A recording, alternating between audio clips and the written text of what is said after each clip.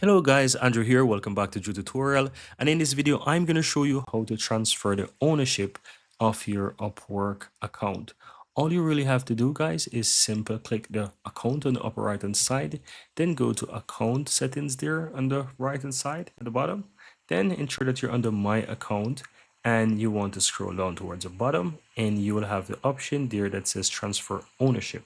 Click and transfer ownership, guys. Then it says, search for the member. So that person needs to be in Upwork as well. So you can enter that and you can just find the person's name or whatever. I don't know if I can find somebody by the name of James. I don't know. Let's see.